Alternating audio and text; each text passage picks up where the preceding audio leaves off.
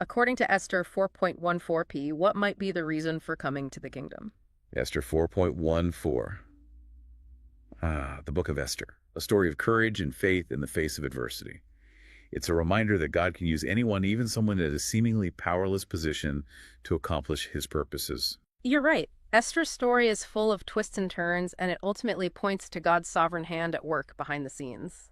Okay, thinking about that pivotal moment in the story, when Esther is faced with a life or death decision, is the answer to save the Jewish people at this specific time? You are absolutely correct. And for our Spanish listeners, the question is, según Esther 4.42, ¿cuál podría ser la razón de haber llegado al reino? La razón de haber llegado al reino.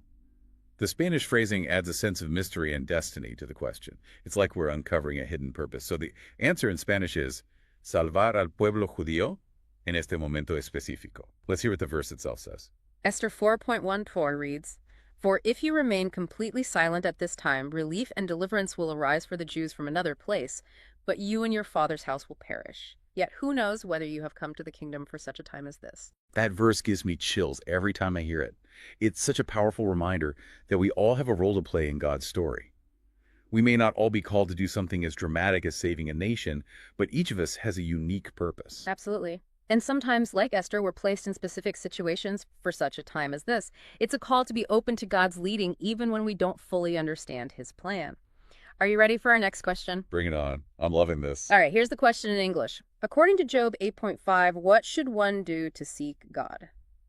Job 8.5. Huh. Back to the book of Job, a story that grapples with some of the toughest questions about suffering and God's justice. It is. The book of Job challenges us to wrestle with our faith, to hold on to hope, even when we don't understand why things happen the way they do. This one feels deep, like it requires careful thought.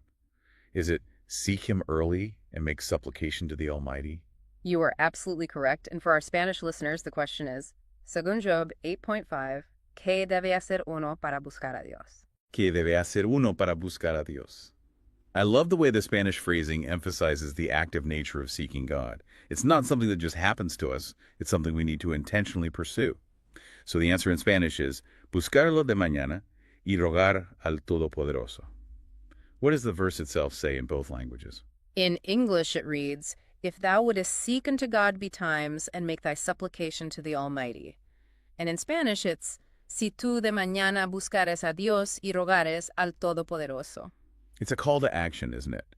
It's not enough to just think about God or occasionally pray. We need to actively seek him, especially when we're going through difficult times. Exactly. It's about making a conscious effort to connect with God, to draw near to him, and to seek his guidance and strength. Okay, what's next? I'm ready for another one.